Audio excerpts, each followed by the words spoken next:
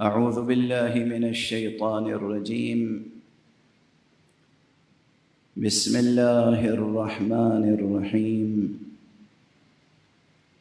الحمد لله رب العالمين، والصلاة والسلام على أشرف الخلائق أجمعين، سيدنا وسيد الأولين والآخرين، حبيبنا وحبيب إله العالمين، إمام المرسلين وخاتم النبيين، شفيع المذنبين ورحمة للعالمين، أبي القاسم المصطفى محمد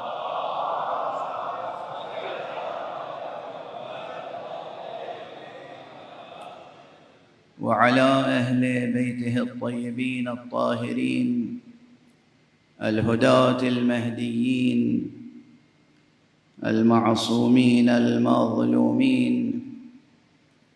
واللعنة الدائمة على أعداء الحق والدين. أما بعد، فقد قال الله تعالى عز اسمه في محكم كتابه ومتقن خطابه: بسم الله الرحمن الرحيم.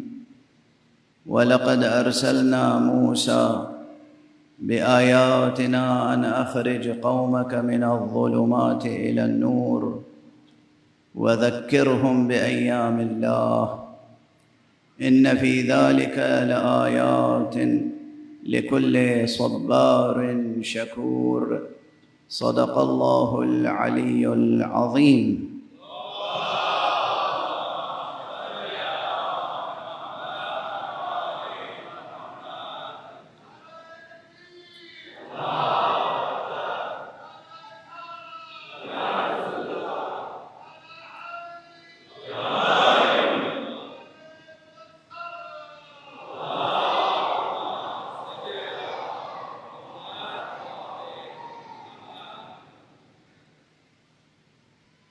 برادران اسلامی، عزیزان ایمانی اور مسلمانان حسینی،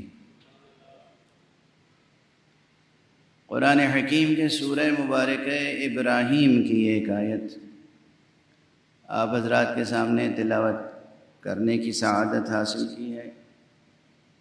یہ آیت اس سفر میں نے اس سے قبل بھی اپنی مجلسوں کا عنوان قرار دیا ہے اس آیت کو، لیکن میری ایک کیفیت یہ ہوتی ہے کہ جب کسی ایک آیت کو سرنامہ کلام قرار دیتا ہوں اور اس پہ ایک مجلس پڑھتا ہوں تو پھر طبیعت سیر نہیں ہوتی۔ جیسے آپ کسی شیریں چشمے کے پاس پہنچیں اور ایک جرعہ اس میں سے آپ لیں اور پی لیں تو پھر اس چشمے کے پانی کی خنکی اور شیرینی اور لطافت مجبور کرتی ہے کہ آپ اس میں سے کچھ اور پیتے چلیں۔ تو خدا کی قسم، قرآن مجید کی آیتوں کی یہی کیفیت ہوتی ہے۔ اور حضرت امام زین العابدین علیہ السلام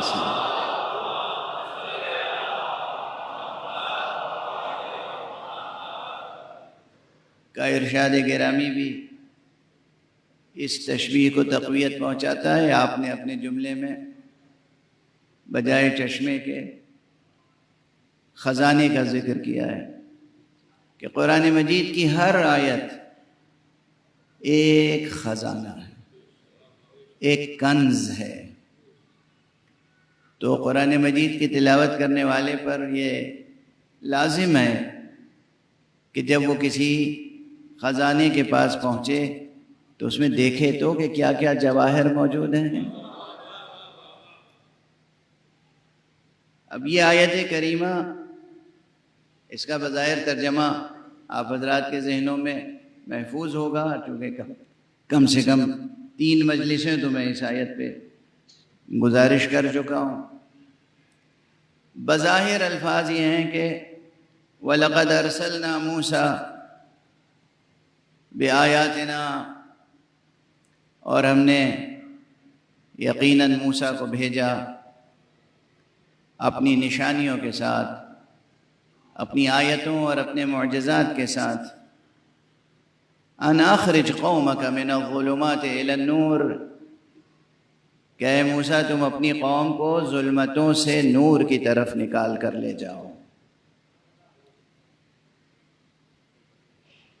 وذکرہم بایام اللہ، اور اپنی قوم کو ایام خدا کی یاد دہانی کراؤ۔ ان فی ذلک لآیات لکل صبار شکور، کہ اس میں ہر خوب صبر کرنے والے کے لیے اور خوب شکر کرنے والے کے لیے بہت آیتیں ہیں۔ ترجمہ تو مکمل ہو گیا۔ جب آپ یہ ترجمہ پڑھیں تو کیا یہ سوال ذہن میں قائم نہیں ہوتا کہ ظلمات سے نور کی طرف اخراج کے معنی کیا ہوتے ہیں؟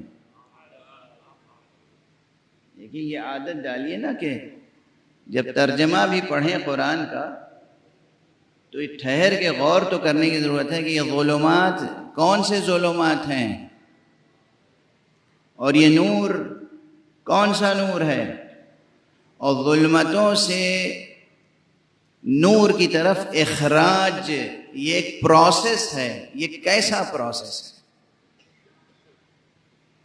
اور ہمارے ایک عمل ہے ظلمت سے نور کی طرف نکلنا اور نکالنا۔ یہ وظیفہ انبیاء ہے، یہ وظیفہ اولیاء ہے، یہ وظیفہ ائمہ ہے، اور یہ خود حق سبحانہ و تعالی نے اپنا وظیفہ بھی گویا بیان کیا ہے۔ عرض کر چکا ہوں، صرف یاد دہانی اور اس کے بعد تازہ بحث آپ کے سامنے گزارش کروں گا کہ جب آپ آیت الکرسی پڑھتے ہیں تو آیت الکرسی کے بعد 2 آیتیں اور بعض مقامات پر پڑھنے کی تاکید کی گئی ہے۔ آیت الکرسی تو وہی العلی العظیم تک ہے۔ اگر کسی حدیث میں، کسی روایت میں، کسی عمل میں یہ لکھا ہو کہ یہاں آیت الکرسی پڑھیں تو وہ العلی العظیم تک ہے، بس ختم ہو جاتی ہے۔ لیکن بعض عمل ایسے ہیں، بعض وظائف ایسے ہیں جہاں معصومین نے تاکید کی ہے کہ اس عمل میں تم آیت الکرسی کو ہم فیہا خالدون تک پڑھو۔ تو جہاں یہ تاکید ہے وہاں اس پر عمل کرنا ہے، جہاں تاکید نہیں ہے، صرف یہ ہے کہ آیت الکرسی پڑھو تو العلی العظیم تک آیت الکرسی مکمل ہو جاتی ہے۔ اس میں کوئی مسلکی فرق نہیں ہے نا؟ بہت سے حضرات ہر چھوٹی بڑی چیز میں فرقہ واریت پیدا کر لیتے ہیں۔ ان کی آیت الکرسی چھوٹی ہے، ہماری آیت الکرسی بڑی ہے۔ نہیں، ایسا کچھ نہیں ہے، آیت الکرسی ہے۔ یعنی اتنے اختلافات ہم لوگوں نے بڑھا لیے ہیں جو حقیقتاً وجود نہیں رکھتے ہیں۔ آیت الکرسی ہے۔ اللہ لا الہ الا هو الحی القیوم سے لے کر العلی العظیم تک آیت الکرسی مکمل ہو گئی۔ اب کسی بھی عبارت میں، کسی بھی حدیث میں، کسی بھی روایت میں، کسی بھی عمل میں، اعمال میں سے اگر لکھا ہے کہ تم یہاں پر آیت الکرسی پڑھو، یا 70 بار آیت الکرسی پڑھو، یا 7 بار آیت الکرسی پڑھو، تو آیت الکرسی علی العظیم تک ہے، وہی پڑھنا ہے آپ کو۔ یہ ضمناً ذکر آ گیا تو کہہ دیا میں نے۔ اگر کہیں یہ لکھا ہے روایت میں کہ یہاں تم ہم فیہا خالدون تک پڑھو تو وہ ایک خاص حکم ہے، اس عمل میں ہم فیہا خالدون تک پڑھنا ہے۔ واضح ہو گئی بات؟ انشاءاللہ یاد رہے گی یہ بات۔ اب اس کے بعد جو 2 آیتیں پڑھتے ہیں وہ اپنی جگہ ان کی تاثیر ہے، اس میں جو آخری آیت ہے مجھے تو اکثر اسی پر وجد کی کیفیت طاری ہوتی ہے کہ اللہ وعدہ کر رہا ہے، اعلان کر رہا ہے، اللہ ولی الذین آمنوا، اللہ ہے ولی ان کا جو ایمان لانے والے ہیں، اور اللہ ان کو ظلمتوں سے نور کی طرف لے جانا ہے۔ غور فرمائیں، اللہ بھی ظلمتوں سے نور کی طرف لے جاتا ہے اور اپنے انبیاء کو حکم دیتا ہے کہ ظلمتوں سے نور کی طرف لے جاؤ۔ اب یہ ظلمتوں سے نور کی طرف لے جانے کا عمل کیا ہے؟ سوال اہم ہے، اس سوال پہ گفتگو کی جائے۔ ظلمتوں سے نور کی طرف لے جانے میں پہلا جز ہے ظلمت، اور وہ بھی ظلمت کی جمع ظلمتوں، ظلمات۔ یہ ظلمات کیا کیا ہیں؟ جب جمع خود استعمال ہو رہا ہے تو اس کے معنی ہے کہ بہت سی ہیں، اور جہاں بہت سی ہوتی ہیں چیزیں وہاں پھر قسمیں بھی ہوتی ہیں، ناگزیر ہو جاتی ہیں قسمیں، یعنی بہت سی ظلمتیں ہیں اور بہت سی قسموں کی ظلمتیں ہیں، اور ان تمام ظلمتوں سے نکل کے نور تک جانا ہے۔ تمام کے تمام ظلمات سے نکل کر نور کی طرف جانا ہے، اسے کہتے ہیں نجات، اسے کہتے ہیں سرفرازی، اسے کہتے ہیں فوز عظیم۔ یہ جو آپ زیارت بھی پڑھتے ہیں تو تمنا کیا ہوتی ہے؟ یا لیتنی کنتو معکم، یا لا لیتنا کننا معکم فنفوز فوزا عظیما، کاش ہم سب ہوتے آپ کے ساتھ تو ہم فوز عظیم پر فائز ہوتے۔ یہ فوز عظیم کیا ہے؟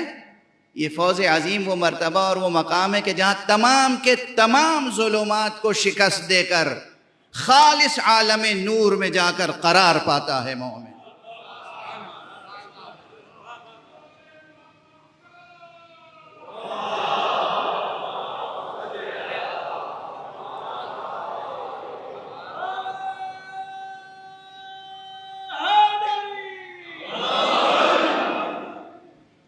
تو اب میں حالانکہ زیادہ دیر تک زحمت نہیں دوں گا کیونکہ بحث سنگین ہے جو پیش نظر ہے آج میرے، اور توقع ہے فرش عزا پر بیٹھنے والے افراد کی ذہانتوں سے کہ وہ اس کو بہت آسانی سے انشاءاللہ قبول فرمائیں گے۔ ظلمات میں کچھ تو بہت آسانی سے آپ کے ذہن میں آ جانے چاہیے، محرمات و مکروہات۔ انسانی زندگی میں جو محرمات و مکروہات ہیں یہ سب ظلمات ہیں، گناہ ظلمات ہیں، خدا کی نافرمانی ظلمات میں شامل ہے۔ اچھا، کبھی یہ ہوتا ہے کہ اللہ سبحانہ و تعالیٰ کا کوئی حکم ہے اور معلوم ہے کہ واجب ہے، اسے ترک کیا تو ظلمت ہے، واجب نہیں ہے، آپ سمجھ لیں کہ یہ کام مستحب ہے۔ مستحب یعنی واجب تو نہیں ہے، مستحب ہے، اسے ترک کر دیا، ظلمت یہاں بھی ہے۔ کیوں؟ مستحب کے معنی کیا ہے؟ یہ لفظ مستحب کہاں سے نکلا ہے؟ روٹ ورڈ کیا ہے اس کا؟ صاد سے تھوڑی ہے مستحب، سین سے ہے مستحب۔ یہ مستحب حب سے نکلا ہے، حب، ہے بے بے، یہ 3 حرف کا جو روٹ ورڈ ہے عربی میں حب، اس سے نکلا ہے مستحب۔ مستحب یعنی وہ عمل یا وہ چیز جو کسی کو محبوب ہو، جو پسندیدہ ہو، جس سے محبت ہو، وہ عمل جس سے اللہ کو محبت ہو، اگرچہ اس نے واجب نہ قرار دیا ہو، پھر بھی یہ جانتے ہوئے کہ اسے پسند ہے چھوڑ دینا کون سی عاشقانہ شان ہے؟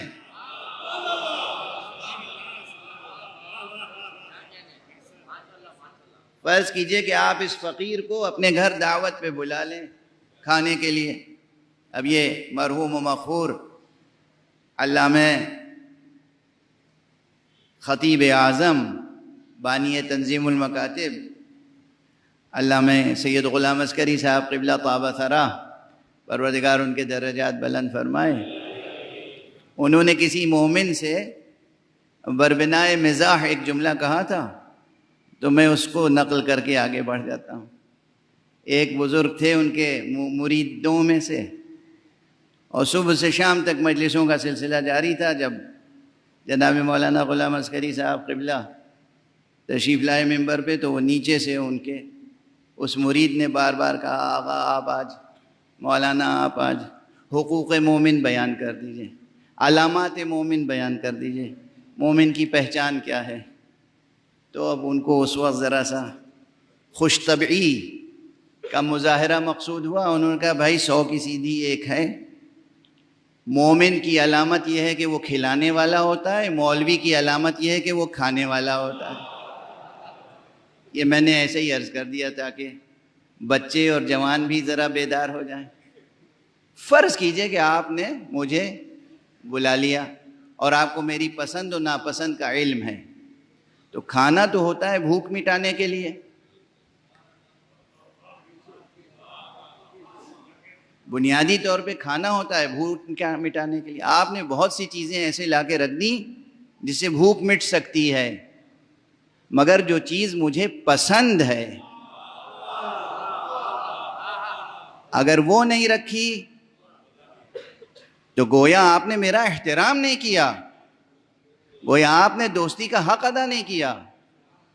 آپ کو معلوم ہے کہ مجھے یہ پسند ہے اور آپ بلا رہے ہیں دعوت میں، اور پھر آپ وہ چیز نہیں رکھ رہے ہیں. کیا آپ نے مجھے جانور سمجھا ہے کہ صرف پیٹ بھرنے کے لیے بلا رہے ہیں؟ واضح ہوئی بات. یہ مثال یاد رہے گی نا. اس مثال کو میں نے صرف اس لیے دیا ہے کہ اللہ ہے، رسول ہیں، ائمہ ہیں، وہ آپ کے اللہ ہے، خالق ہے، مالک ہے، رازق ہے، معبود برحق ہے. اس کی اطاعت ہم پر لازم ہے، اور اطاعت کی بنیاد بھی اس نے محبت پر رکھی ہے، جبر پر نہیں رکھی. جبرن وہ اپنی اطاعت نہیں کراتا، بربنائے محبت اطاعت کا طلبگار ہے. اور جب بربنائے محبت اطاعت کا طلبگار ہے، اس اطاعت میں آپ اسی چیز کو چھوڑ دیں جسے وہ پسند کرتا ہے. تو کون سی اطاعت ہوئی؟ اب اگر واجب ادا کر دیا اور مستحبات سے بغیر کسی سبب کے، ہاں اگر کوئی سبب ہے، مانع ہے، یعنی معلوم ہے کہ مولانا صاحب کو میٹھا پسند ہے، اور یہ بھی معلوم ہے کہ مولانا صاحب پرہیز نہیں کرتے ہیں، اور یہ بھی معلوم ہے کہ انہیں شوگر ہے، مریض ہیں ذیابیطس کے، تو اب دوست پر لازم ہے کہ کھانا تو کھلائے مگر شیرینی نہ لائے سامنے. یہ ایک الگ بات ہوئی نا. یہاں علت ہے، سبب ہے، کوئی وجہ ہے، کوئی مجبوری ہے، اور یہ نہ لانا بھی دوستی ہے، لے آنا اور پیش کرنا دشمنی ہے. واضح ہوئی بات.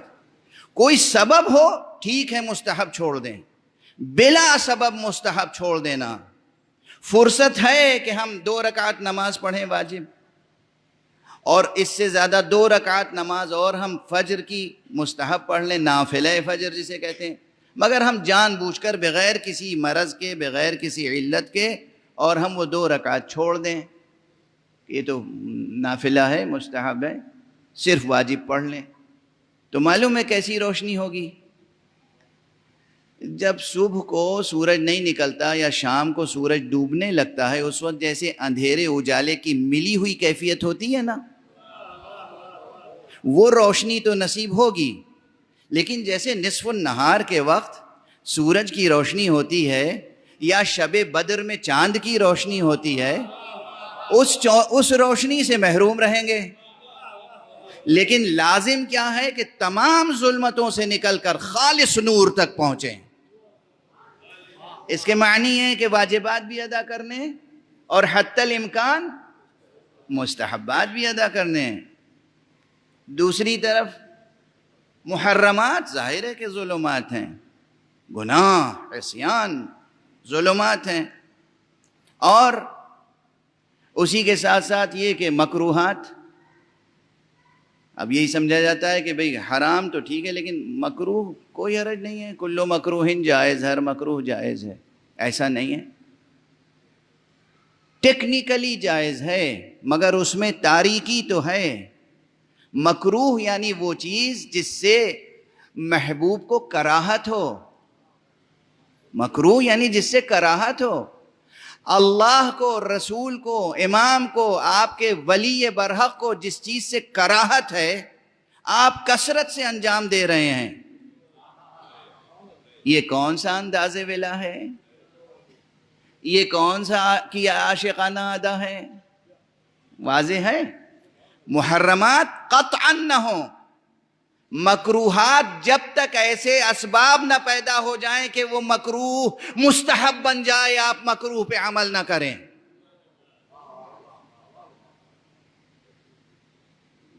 بڑی سنگین بحث ہے۔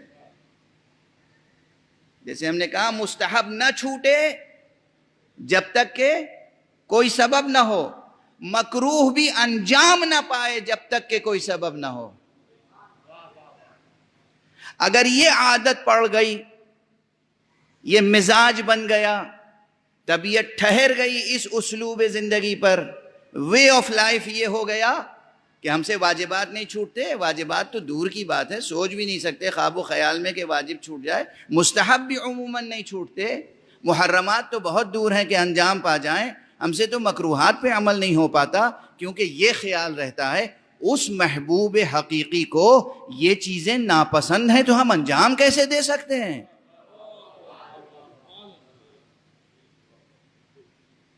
تو اب آپ کو اندازہ ہوا کہ کس طریقے سے زندگی میں ظلمات سے نکل کے نور کی طرف جانا ہے۔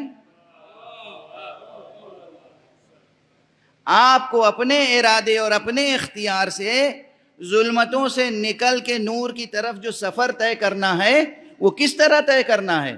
اس کا ایک ظاہری، شرعی، واضح، جسے کہتے ہیں شریعت، طریقت، حقیقت، یہ تین لفظیں سنی ہوں گی آپ نے۔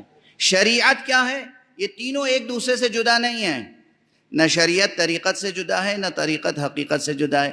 پہلی منزل شریعت، شریعت میں یہ ہے منزل ظلمات سے نکل کے نور تک کی طرف جانے کی، واجبات ادا ہوں، مستحبات ادا ہوتے رہیں حتی الامکان، محرمات سے قطعاً تعلق نہ ہو، مکروہات ترک ہوتے رہیں حتی الامکان، حتی الوسع، جہاں تک ممکن ہے، اور اس کے بعد جسے ہم آپ مباح سمجھتے ہیں، مباح یعنی کرنے میں بھی کوئی حرج نہیں ہے، نہ کرنے میں بھی کوئی حرج نہیں ہے، جو اہل اللہ ہیں، جو اہل دل ہیں، جو اہل معرفت ہیں، جو اہل عشق ہیں، وہ بھی مباحات میں سوچتے ہیں کہ آخر اس کو انجام دینے کا فائدہ کیا ہے؟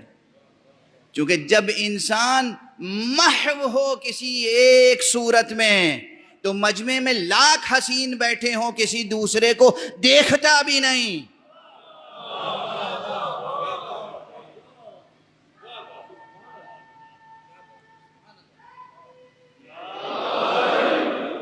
واضح ہے، آپ کو کسی ایک سے عشق ہے، مجمع میں وہ موجود ہے، ہو سکتا ہے دنیا کی نگاہ میں اس سے بھی زیادہ حسین تر لوگ ہوں، لیکن آپ کو جس سے عشق ہے اس سے نگاہ ہٹے گی آپ کی، حالانکہ دوسروں پہ نگاہ ڈالنا حرام نہیں ہے،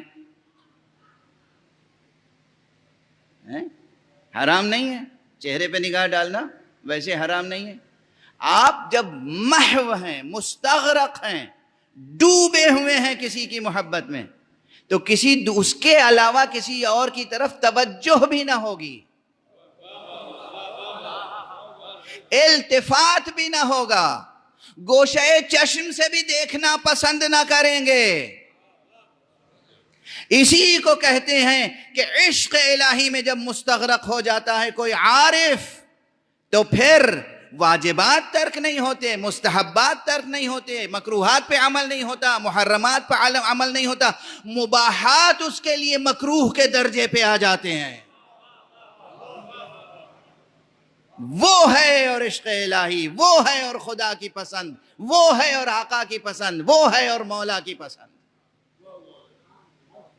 جب اس طرح سفر طے ہوتا ہے، جب مباحات بھی انسان اپنے لیے بغیر سبب انجام نہ دے، اس وقت سمجھے کہ ظاہری طور پر یعنی مقام شریعت میں وہ ظلمات کو شکست دے کر نور تک پہنچ چکا ہے۔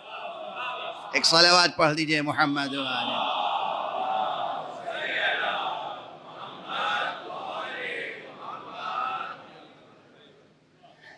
یہ وہ طریقہ ہے سفر کا کہ کس طریقے سے ہم ظلمتوں سے نکلیں اور نور تک پہنچیں، اور یہ تربیت گہوارے سے ہونی چاہیے، یہ تربیت آغوش مادر سے ہونی چاہیے، اور یہ تربیت مسلسل جاری رہنی چاہیے۔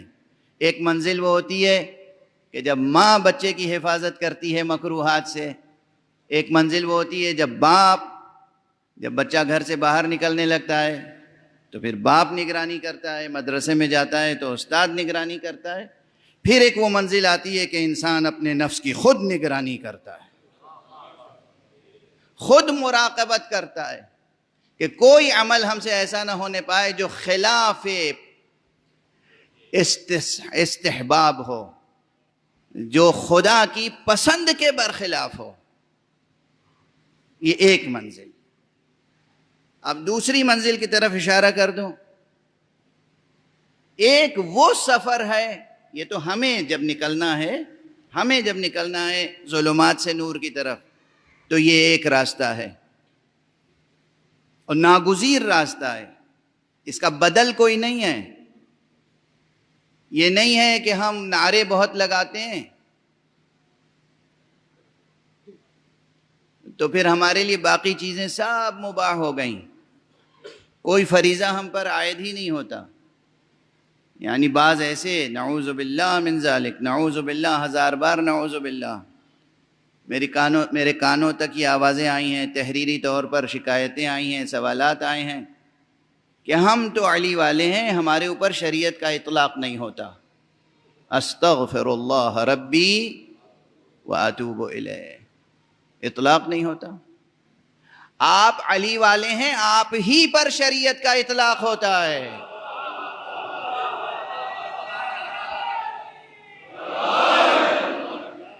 جو علی والے نہیں ہیں ان پر شریعت کا کیا اطلاق ہوگا؟ ہم علی والے ہیں، ہمیں علی تک پہنچنا ہے تو علی تک پہنچنے والا راستہ ہمیں اختیار کرنا ہے، اور وہ شریعت ہے۔ جو علی والا نہیں ہے، علی تک جانا ہی نہیں چاہتا، اسے راستے کی کیا فکر؟ ہم پر ہی اطلاق ہوتا ہے شریعت کا۔ ایک بار کہہ لیا علی ولی اللہ، پھر اس کی لاج رکھیں۔ اسی لیے حضرت امام جعفر صادق علیہ السلام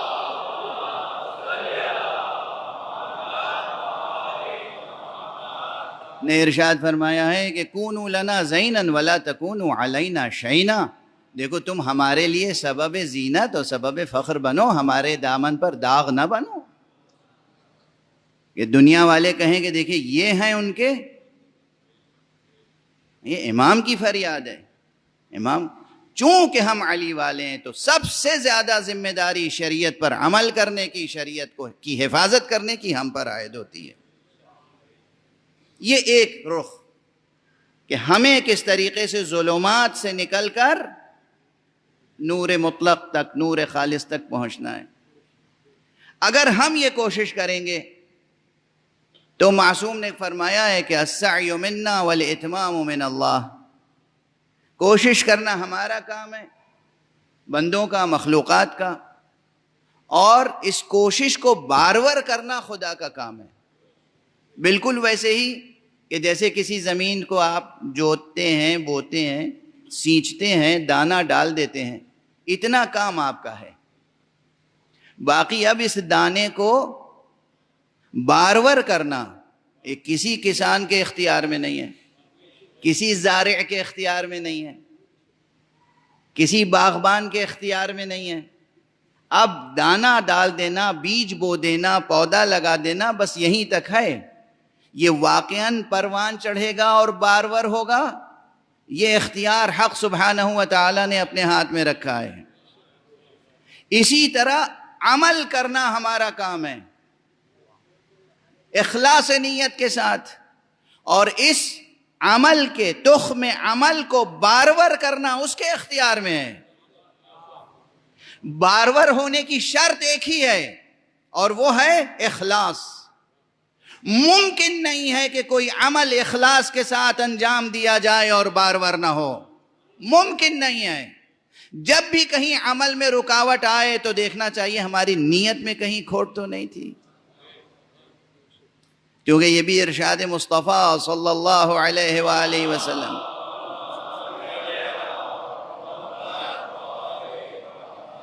فرمایا ہے. اور کیا عظیم ارشاد ہے.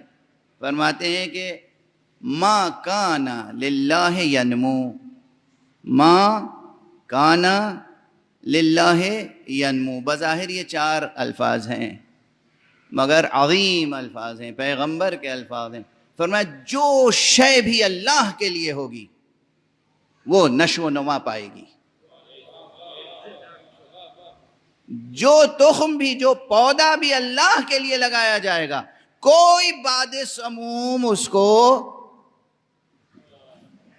یہ نہیں کر سکتی کہ وہ پودا مرجھا جائے یا مر جائے وہ بیج.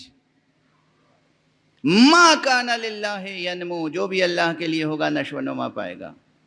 تو یہ اس جہت سے ہماری نیت، ہمارا عمل، واجبات کی پابندی، مستحبات کی ادائیگی حتی الامکان، محرمات کو ترک کرنا مطلقاً، مکروہات سے حتی الامکان اجتناب، مباحات سے بھی حتی الامکان پرہیز. یہ ظاہری سفر ہے جو ہمیں ظلمات سے نور کی طرف لے جانے والا ہے. اور وہ کس طرح کرتا ہے ظلمتوں سے نور کی طرف لے جانے کا اہتمام؟ اس کے ہاتھ میں تکوین ہے، ہمارے ہاتھ میں تکوین ہے ہی نہیں. تکوین ہمارے اختیار میں نہیں ہے. اس لیے ہماری حدیں عمل کی کیا ہیں؟ شریعت، تشریع.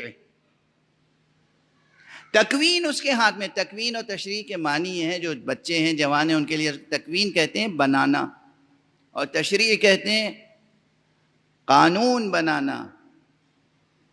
تو قانون اعتباری چیزیں ہوتی ہیں اور تکوین حقیقت سے جڑی ہوئی ہوتی ہے، وجودی حقیقت ہے. یعنی آنکھیں تو ہم نہیں بنا سکتے، آنکھیں بنانا اس کا کام ہے. آنکھوں میں نور ہم پیدا نہیں کر سکتے، آنکھوں میں نور پیدا کرنا اس کا کام ہے. اس کے حکم پر ہم یہ کر سکتے ہیں کہ کہاں آنکھیں بند رکھنی ہیں، کہاں آنکھیں کھولنی ہیں.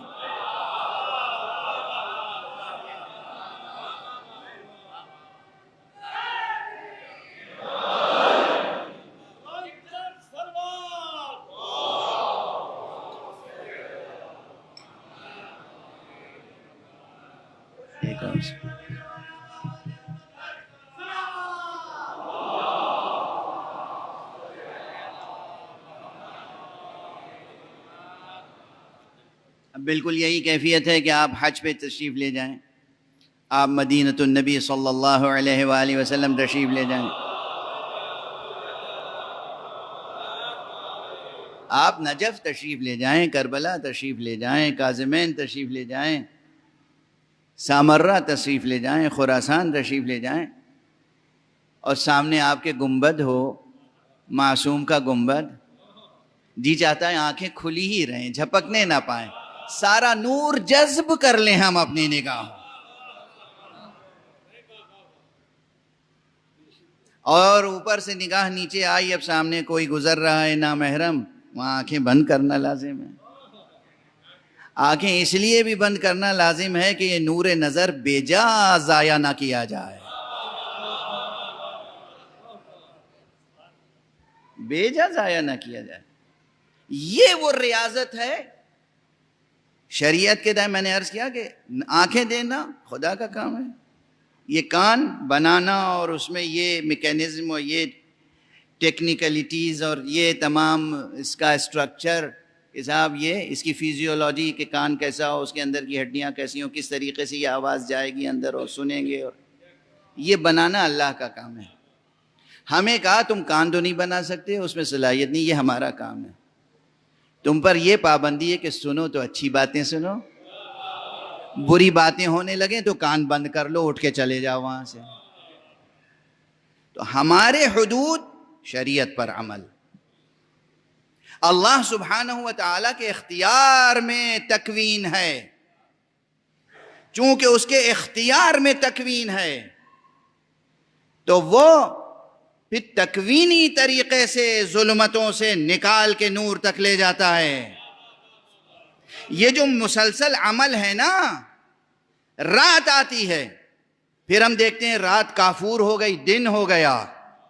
یہ رات کا کافور ہو کے دن ہو جانا یہ ایک علامت ہے کہ کیسے ظلمتیں مٹتی ہیں اور نور پیدا ہوتا ہے.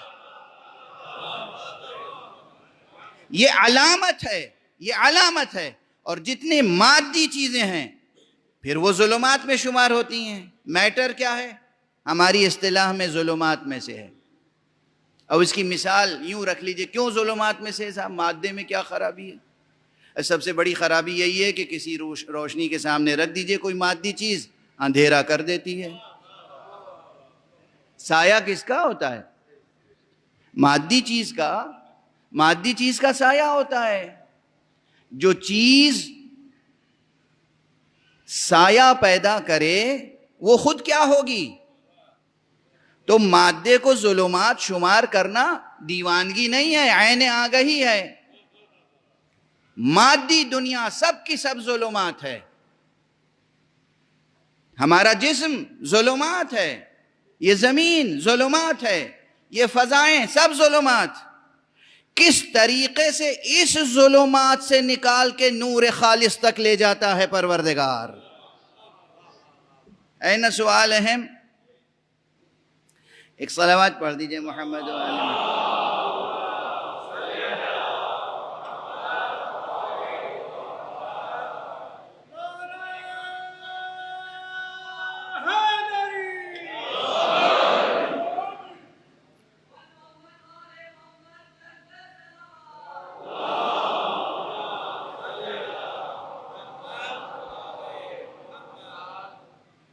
حق سبحانہ و تعالیٰ جب دیکھتا ہے کہ یہ شخص، کوئی شخص، یہ میرا بندہ ہے، اس کے دل میں نور محبت ہے، تو پھر وہ اس کی روح کو تقویت عطا فرماتا چلا جاتا ہے. روح قوی ہوتی چلی جاتی. یہ روح کس طرح قوی ہوتی ہے، نفس کس طرح پاک سے پاک تر ہوتا چلا جاتا ہے. دیکھیے یاد رکھیے گا، بنیادی طور پہ جو نفس ہے یہ پاک ہے. نفس حقیقتاً نفیس ہے، یہ وہ گوہر آبدار اور گوہر نفیس ہے جو حق سبحانہ و تعالیٰ نے ودیعت کیا ہے، آپ کو اس جسم میں چھپا کر رکھا ہے، اس کی دی ہوئی چیز ہے. تو اس نفس کو اور پاک سے پاک تر بناتا ہے. یہاں پر یاد آتے ہیں ہمارے تاریخ اسلام میں بعض حضرات کہتے ہیں کہ ان سے بڑا کوئی فلسفی پیدا نہیں ہوا، اور ان کا نام محمد ابن ابراہیم اور لقب صدر الدین اور صدر المتعلحین شیرازی ہے. یعنی عام زبان میں ان کو ملا صدرہ شیرازی کہتے ہیں.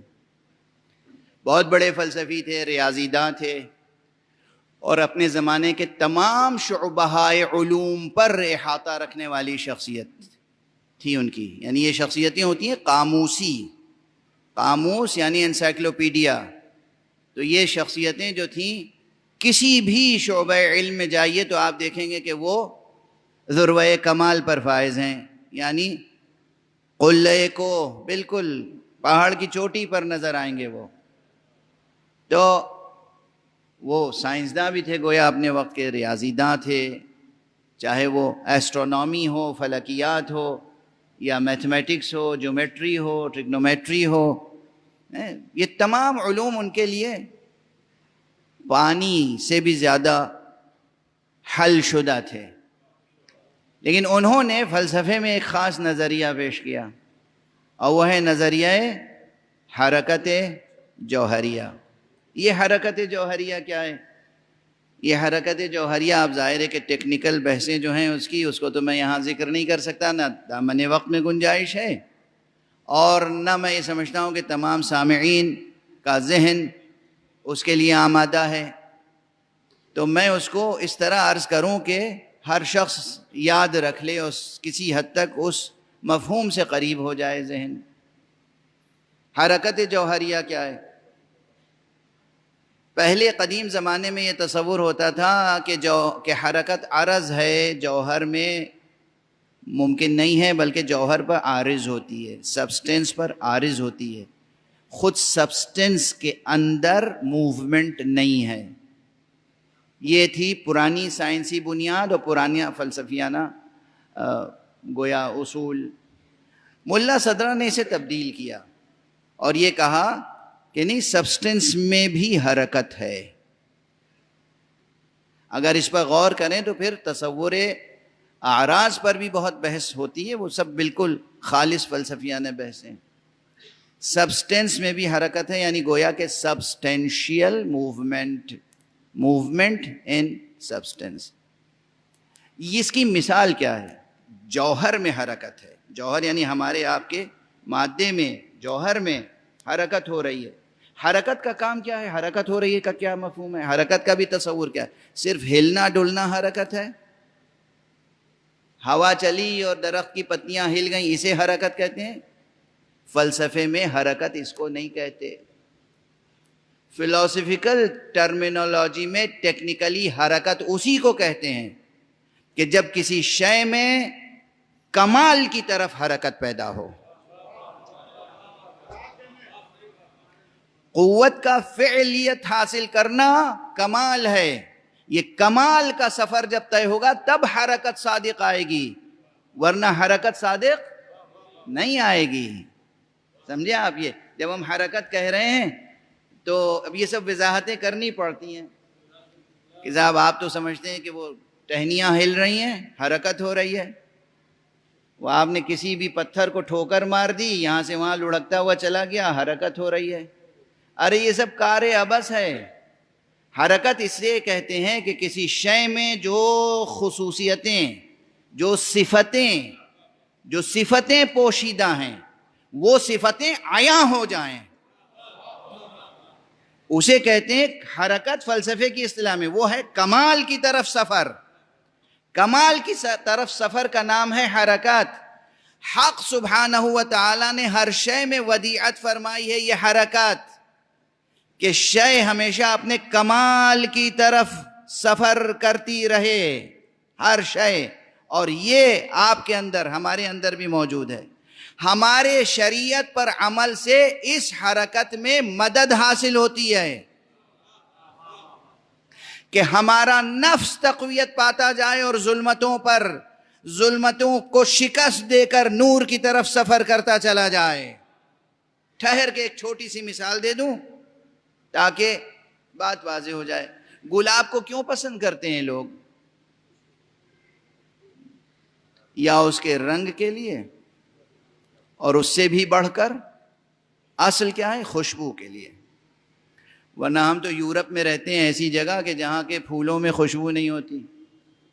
یہ کہاں؟ آپ بھی تو وہیں رہتے ہیں، آپ بتائیے، وہاں ترس جاتے ہیں گلاب کی خوشبو کے لیے۔ ایسے پھول ملتے ہیں نظر آنے میں دیدہ زیب ہیں لیکن ان میں خوشبو نہیں ہے، تو پھر اس کو دوبارہ دیکھنے کا بھی جی نہیں چاہتا۔ گلاب اپنی خوشبو کے لیے، ٹھیک ہے، اچھا یہ خوشبو کیسے پیدا ہوتی ہے؟ کون اس میں خوشبو ڈالتا ہے؟ گلاب کی قلم لگاتے ہیں آپ، اتنی سی قلم لگا دیتے ہیں۔ جو لوگ باغبانی کا ذوق رکھتے ہیں، اور خاص طور سے یہ ہمارے بانی مجلس اعزا آج یہ طاہر صاحب ماشاءاللہ کیا باغبانی کا ذوق رکھتے ہیں۔ آپ ادھر تشریف سامنے۔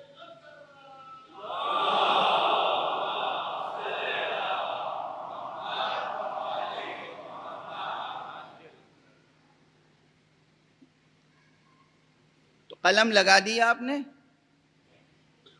اور اس میں ممکن ہے ایک آدھ کانٹے بھی ہوں، لیکن پھول بہرحال نہیں ہوتا اس وقت، اور اس کو سونگھیے تو خوشبو بھی کچھ نہیں ہوتی۔ اب عام بالکل دیہاتی زبان میں کہوں کہ اس کے ڈنٹھل میں کوئی خوشبو نہیں ہوتی۔ اور اب اگر اہتمام سے لگایا ہے، شریعت پہ عمل کیا، یعنی اس کی شریعت، قلم لگانے کی تمیز ہے اور تہذیب ہے، قلم لگانے کا سلیقہ معلوم ہے، قلم لگانے کا موسم معلوم ہے، قلم لگا کے اس کو پروان چڑھانے کا سب جتن کیا ہے، تو پھر قدرت کی طرف سے کیا ہوگا کہ وہ نشو و نما پائے گا، پورا پودا بنے گا۔ اب وہ قلم نہیں ہے، اب وہ گلبن بن جائے گا۔ گلبن کسے کہتے ہیں؟ گلاب کے پودے کو گلبن کہتے ہیں، ٹھیک ہے نا؟ تو اب گلبن بن جائے گا، اس میں اب کلیاں آئیں گی، کلی کو سونگھیے، خوشبو ہے؟ نہیں ہے۔ ایک وقت آئے گا جب وہ کلی کھلے گی، پھول مکمل ہوگا، اب اس کی خوشبو بکھرے گی۔ یہ جو خوشبو آئی، یہ کہاں سے آئی؟ کون سی حرکت پیدا ہوئی اس میں؟ یہ کیا پودا ٹہلتا رہا باغ میں؟ یہ قلم جو ہے، یہ پودا پہلے سے جو موجود گلاب کے پودے تھے، ایک ایک کے پاس جا کے کیا معانقہ مصافحہ کرتا رہا؟ کہ کبھی اس پودے کے پاس گیا کہ بھئی یہ بالغ ہے گلاب کا پودا، اس کے پاس جائیں تو تھوڑی اس کی خوشبو لے لیں، وہ بہت پرانا گلاب کا پودا ہے، اس کے پاس جائیں خوشبو لے لیں، چندے کی خوشبو ہے، مانگے کا اجالا ہے؟ نہ چندے کی خوشبو ہے نہ مانگے کا اجالا، خود اس کے اندر وہ اپنی جگہ موجود ہے، اس کے اندر جب وہ مکمل ہوا تو خوشبو پیدا ہوئی۔ یہ خوشبو پیدا ہوئی ہے حرکت جوہریہ کی بنا پر۔ اس خوشبو کا کمال اس میں چھپا ہوا تھا، ایک سفر طے کیا ہے پودے نے، ایک حرکت ہے اس میں جس کے نتیجے میں یہ خوشبو عیاں ہوئی۔ لیکن ابھی یہ خوشبو نور تو ہے مگر ظلمت کے ساتھ، چونکہ گلاب کے پھول میں ہے، اگر 2 دن 3 دن 4 دن 1 ہفتے کے بعد یہ گلاب کا پھول مرجھا جائے گا، یہ پتیاں خاک پر گریں گی اور پھر اس میں وہ خوشبو باقی نہیں رہے گی۔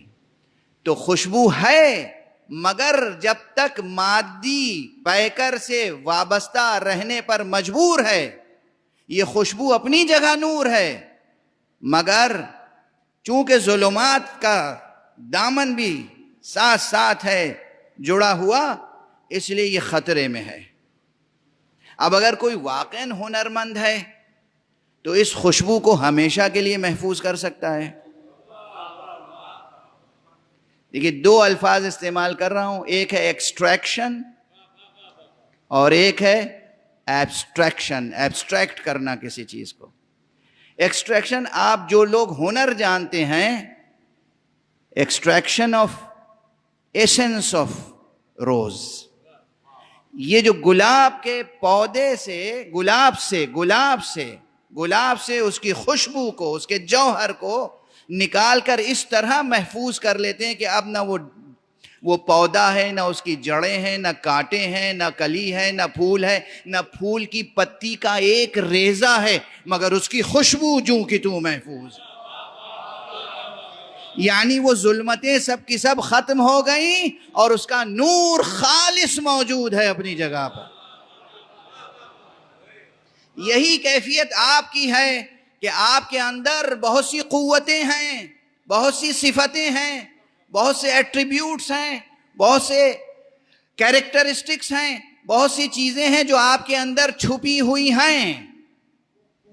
جب ماں کی گود میں بچہ آتا ہے رحم مادر سے تو بولتا ہے وہ، لیکن بولنے کی صفت اس میں چھپی ہوئی ہے۔ سنتا ہے وہ، پوری باتیں سن نہیں پاتا، اور سنتا بھی ہے تو سمجھ نہیں پاتا، سمجھنے کی صفت اس میں چھپی ہوئی ہے، اور اسی طرح نہ جانے کتنی صفتیں اس میں چھپی ہوئی ہیں۔ اب یہ جیسے جیسے بڑھے گا وہ اس کے اندر حرکت جوہریہ ہے، اس کے جوہر میں حرکت ہے، ایک ایک صفت اس کی قوت سے فعلیت میں بدلتی چلی جائے گی۔ پہلے وہ صفت چھپی ہوئی تھی، پھر وہ نمایاں ہوتی چلی جائے گی۔ یہ جو صورتحال ہے آپ کے سامنے، اسی طرح اور بہت سی صفتیں ہیں۔ سننے کی صفت ایک ظاہری صفت ہے، بولنے کی صفت ایک ظاہری صفت ہے، آنکھوں سے دیکھتا ہے، بچہ دیکھتا ہے مگر پہچانتا ہے فوراً۔ شیرخوار بچے باپ کو بھی نہیں پہچانتے۔ کس غرور میں ہیں آپ؟ نہیں پہچانتے۔ ارے مہینے بھر کا بچہ، 2 مہینے کا، 6 مہینے کا، سال بھر کا بچہ بھی، آپ روزانہ گھر میں آ جا رہے ہیں تو وہ پہچان رہا ہے۔ ذرا 2 مہینے کے لیے سفر پہ چلے جائیے، پلٹ کے آئیے، آپ کی صورت دیکھ کے بھاگے گا بچہ۔ یہ کیا ہوا؟ آپ کا بیٹا، آپ کا بچہ آپ کو پہچان نہیں رہا ہے۔ آنکھیں تو ہیں اس کے پاس، آنکھوں کا کام ہے پہچاننا، مگر نہیں پہچان رہا ہے۔ اس کے معنی یہ ہے کہ پہچاننے کی صفت اس کے اندر ہے مگر ابھی پوری طرح پروان نہیں چڑھی۔ یہ مثالیں یاد رہیں گی۔ تو بولنے کی صفت ہے اس بچے میں چھپی ہوئی، کمال کے درجے تک نہیں پہنچی۔ دیکھنے اور پہچاننے کی صفت ہے اس بچے میں چھپی ہوئی، کمال تک نہیں پہنچی۔ سننے کی اور سمجھنے کی صلاحیت ہے اس بچے میں مگر کمال تک نہیں پہنچی۔ اسی طرح نامانوس حقیقتوں کو مانوس بنا لینے کی صفت ہے اس بچے میں مگر ابھی کمال تک نہیں پہنچی۔ ابھی تو وہ بچہ ہے تو وہ مانوس حقیقتوں کو بھی نہیں سمجھ پا رہا ہے، چہ جائے کہ وہ حقیقتیں جو نامرئی ہیں، جو دکھائی دینے والی حقیقتیں، انہیں نہیں سمجھ پا رہا ہے تو جو دکھائی نہیں دیتی ان آنکھوں سے انہیں کیا سمجھے گا؟ وہ اپنے باپ کو نہیں پہچانتا، باپ سامنے کھڑا ہے اور یہ نہیں سمجھتا کہ یہ باپ ہے، تو وہ اس کو کیسے سمجھے گا کہ جس نے پردے غیب میں رہتے ہوئے باپ کو باپ بنایا؟ تو ایک منزل کمال کی یہ ہے کہ وہ بچہ اتنا بڑا ہو جائے کہ وہ اپنے باپ کو پہچان سکے، دوسری منزل یہ ہے کہ وہ اس کو پہچان سکے جس نے باپ کو باپ بنایا ہے۔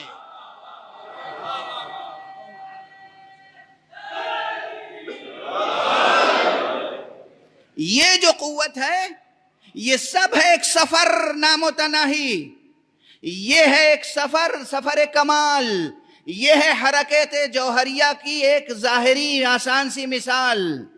جس طریقے سے ایک عطار پھولوں سے عطر کشید کر کے رکھ لیتا ہے اور وہ ہمیشہ کام آتا ہے، اسی طرح وہ خالق ذوالجلال اس دنیا میں انسان کو ایک مادی، ایک زمانی، ایک مکانی عرصہ حیات عطا کرتا ہے کہ اس عرصہ حیات میں ہماری بتائی ہوئی شریعت پہ عمل کرو، اور پھر یہ اختیار ہمارے پاس ہے کہ ہم تمہاری روح کو اس کی تمام صفتوں کے ساتھ اس درجہ کمال پر محفوظ کر دیں گے جہاں مادی جسم کی ضرورت نہ ہوگی مگر تمہاری روح فعال رہے گی۔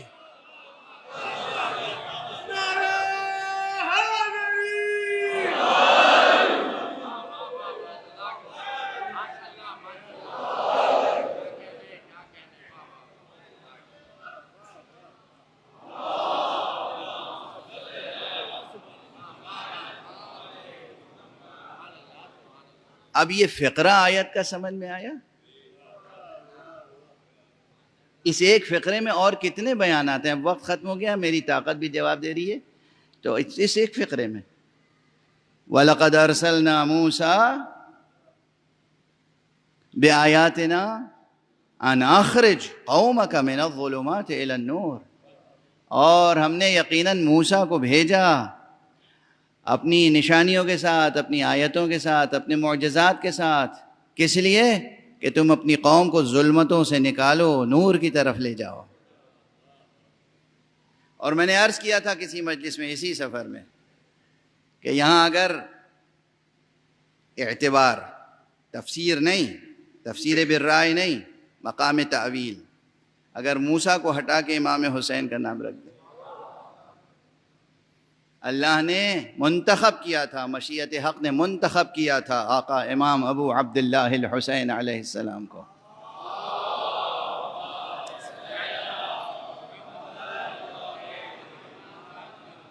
کہ وہ اس قوم کو ظلمتوں سے نکال کے نور تک لے جائیں.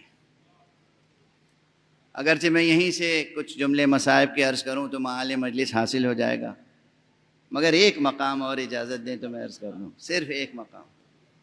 ابھی میں نے جو مثال دی وہ مثال کیا تھی کہ کچھ ایسی صفتیں ہوتی ہیں کہ جو درجہ کمال تک انسان میں آتی ہیں تو وہ اپنے سامنے کی حقیقتوں کو پہچاننے لگتا ہے. یعنی بچہ بڑا ہو کے باپ کو پہچاننے لگتا ہے، پھر وہ ایک اور کمال عقلی و عرفانی حاصل ہوتا ہے کہ وہ اس حقیقت کو پہچاننے لگتا ہے جس نے اسے باپ کی نعمت عطا کی، جس نے باپ کو باپ بنایا. واضح ہے؟ اور پھر میں نے عرض کیا کہ جتنی صفتیں ہیں ان صفتوں کو حقیقتاً تکوینی سطح پر، تکوینی تخلیقی سطح پر، وجودی سطح پر پروان چڑھانا کس کا کام ہے؟ حق سبحانہ و تعالیٰ کا. وہ پروان چڑھاتا ہے. اور وہ پروان چڑھاتا ہے تو کس طرح پروان چڑھاتا ہے کہ گلاب کی پتیاں نہ ہوں مگر خوشبو محفوظ رہ جائے. یعنی انسان کا جسم نہ ہو مگر انسان کی روح زندہ اور فعال رہے. ایک جملہ یاد رکھیے گا آج، شاید اس سے پہلے کبھی میں نے اس طریقے سے اس حقیقت کی طرف اشارہ نہیں کیا ہے. یہ یاد رکھیے گا، یہ جو عام طور پر برزخ کے حالات لوگ بتاتے رہتے ہیں اور ڈراتے رہتے ہیں، یہ عجیب و غریب بیان ہے. میں اس وقت اس بیان پہ کوئی تبصرہ نہیں کروں گا. اگر انسان مکمل طور پر شریعت پر عمل کرے رضائے حق کے لیے، اس کا جسم نہ ہو، اس کی روح جسم سے جدا ہو جائے امر الہی سے، تب بھی اس کی روح فعال رہتی ہے. جو اس کی روح چاہتی ہے وہ انجام پاتے رہتے ہیں کام. میں نے کیا عرض کیا؟ گلاب کی پتیاں نہ ہوں، خاک میں دفن ہو جائیں، لیکن اگر اس کی روح محفوظ کر لی گئی ہے، اس کا جوہر، اس کا عطر محفوظ کر لیا گیا ہے تو اس کی خوشبو باقی رہتی ہے. یہی معصوم جسموں کا ہے. معصوم بظاہر دفن ہو جاتا ہے مگر اس کا کام اللہ نے اسے دیا ہے ہدایت کرنا، تو اس کی ہدایت کا سفر جاری رہتا ہے. اگر کسی کو اللہ نے دست خدا بنایا ہے تو فزیکلی جا کے مدد کرنا شرط نہیں ہے. جسم زیر قبر ہے، علی کو پکارو، علی مدد کرتے ہیں، کیونکہ ان کے ہاتھ کی ضرورت نہیں ہے اب مدد کرنے کے لیے.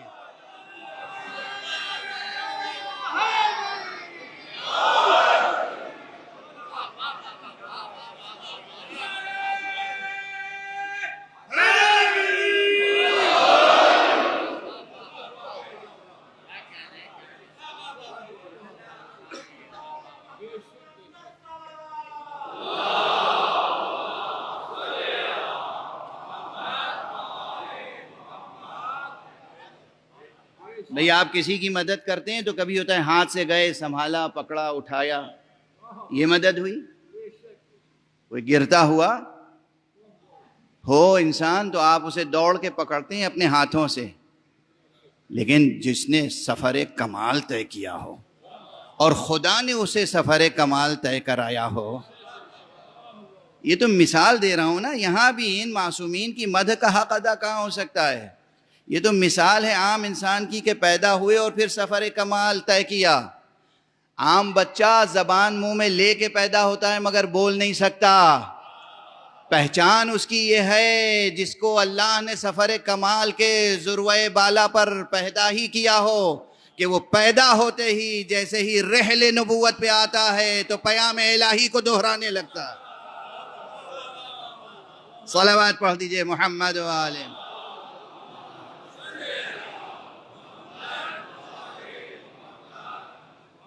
لوگوں کی سمجھ میں نہیں آتی یہ باتیں تو اس میں میرا کیا قصور ہے؟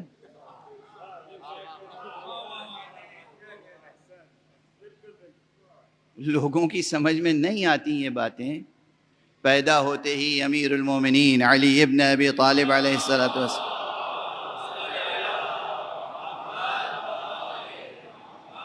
جیسے ہی دست مبارک مصطفیٰ پر تشریف لائے تو آنکھیں کھولیں.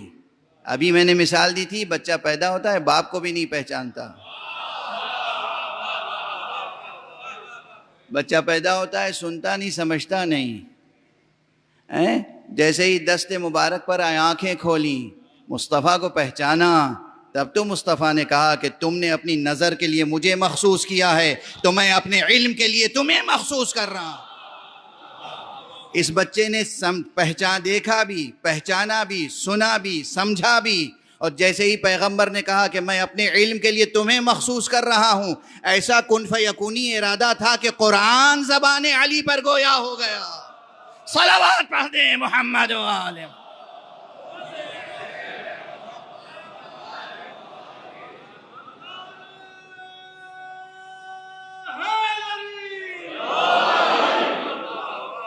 میں نے ابھی کہا تھا نا کہ مادے میں سایہ ہوتا ہے لیکن نور خالص تک جانا ہے. ہم انہیں نوری کیوں کہتے ہیں؟ ہم نوری اسی لیے کہتے ہیں جب یہ وقت ولادت ہی کمال کے اس درجے پر ہوں تو پھر سورج بھی ان کے سائے کو ڈھونڈتا رہے تو سایہ نہیں ملے گا. کہ صلوات پڑھ دیں محمد و آلہ.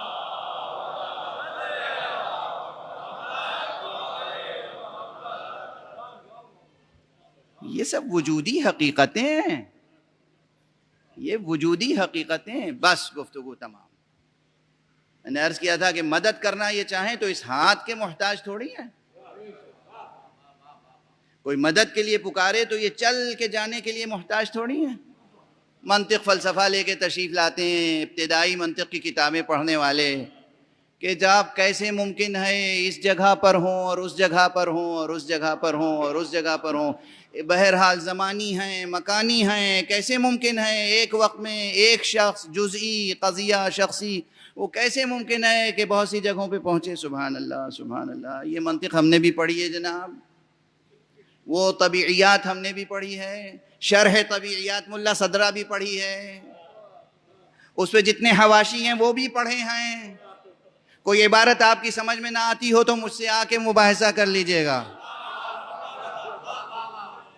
عاجزی سے کہہ رہا ہوں، غرور سے نہیں. معلوم ہے کہ غرور اور تکبر کا ٹھکانہ جہنم ہے. میں تو اس سرور میں کہہ رہا ہوں جو سرور حب علی ہے.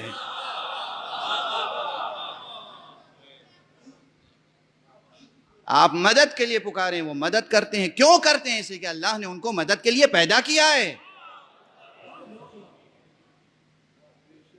آپ طلب ہدایت کریں، وہ ہدایت کرتے ہیں.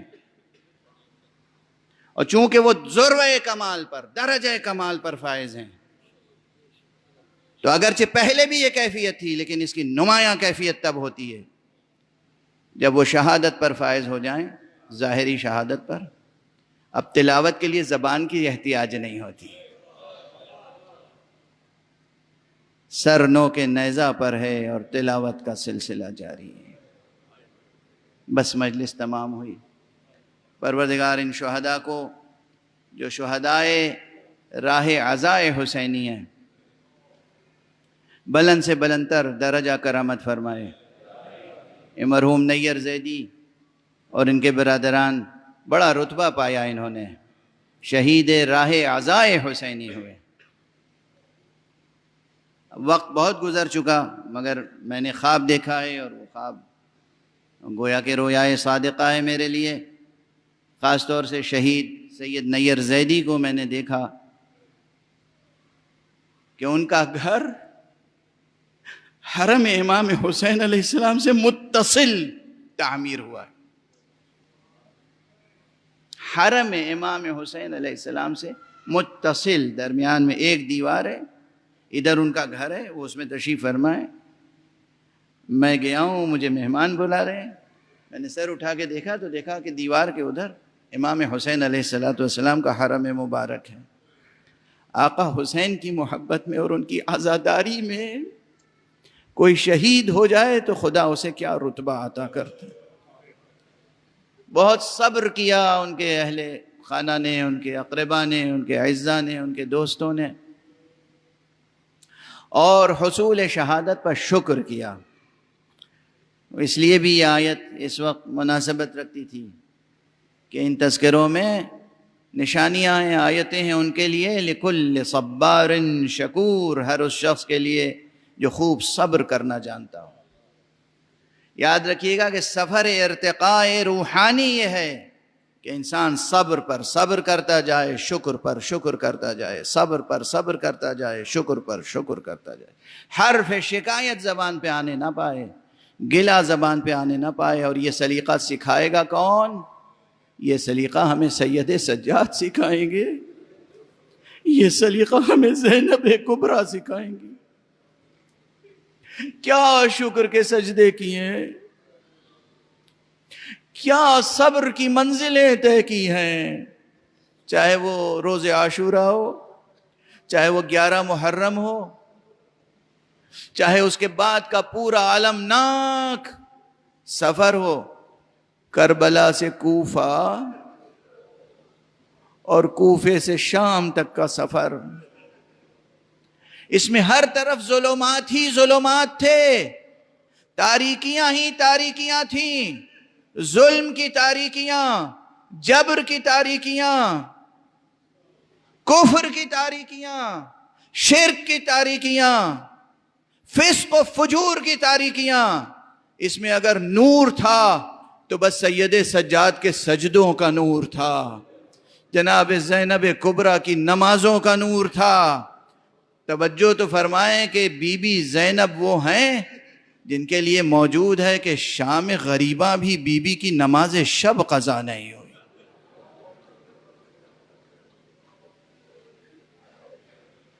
بس سید سجاد نے دیکھا تو اتنا دیکھا کہ بیٹھ کر نماز پڑھ رہی ہیں، اور یہی کیفیت جناب زینب کبریٰ کی قید خانہ شام تک رہی۔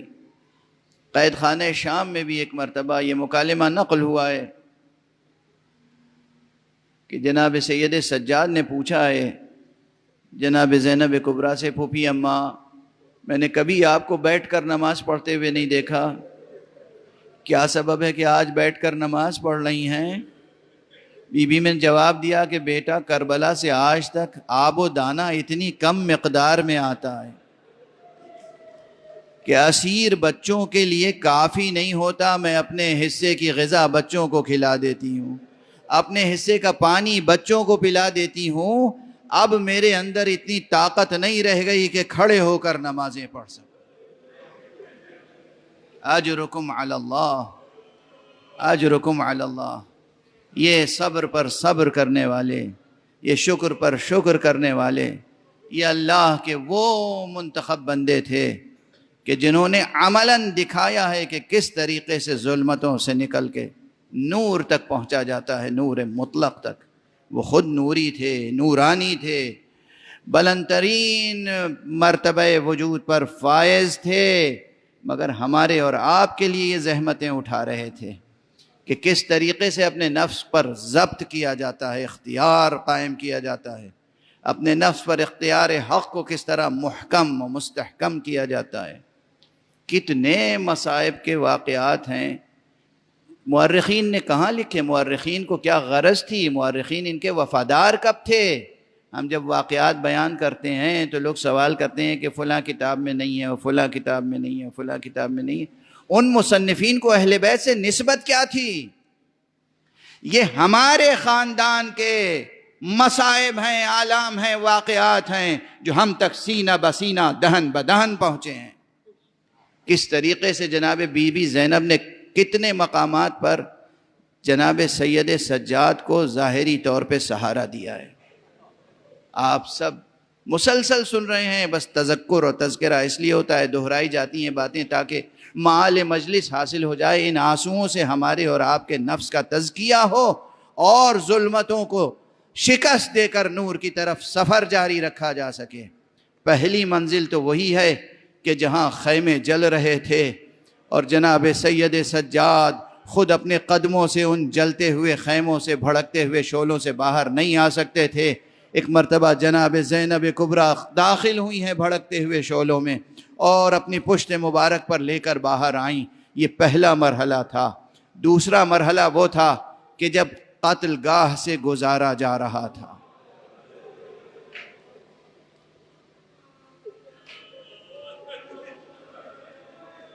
اجرکم علی اللہ، خدا کی قسم یہ وہ المناک منظر ہے، یہ وہ المناک منظر ہے کہ آپ کروڑوں بار سن چکے ہیں، مگر پھر بھی صرف ذکر ہوتا ہے اور آپ سر و سینہ پیٹ کے گریہ کرتے ہیں کہ 11 محرم کو جب اسیر ہو گیا قافلہ، اور اسیر کر کے ایک جگہ تو میں نے دیکھا کہ سب سے پہلے یہ کیا کہ تمام خواتین مخدرات عصمت و طہارت کو اسیر کر کے ناکوں پہ بٹھایا، لیکن سید سجاد کے ہاتھوں میں وہ نکیل دے دی اور انہیں مجبور کیا کہ وہ نکیل لے کر آگے بڑھیں، پیادہ پا چلیں۔ گویا کہ ایک جوان غیور بیٹا اپنی ماں بہنوں کو اسیر لے کے خود جا رہا۔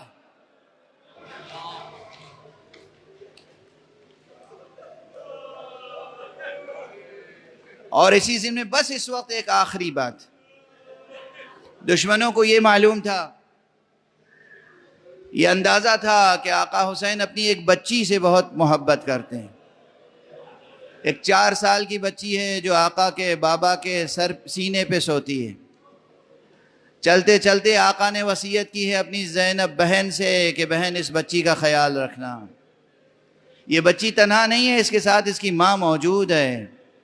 پھر بھی دشمنوں نے اس بچی کو ماں کی پھوپھی کی گود سے چھین کر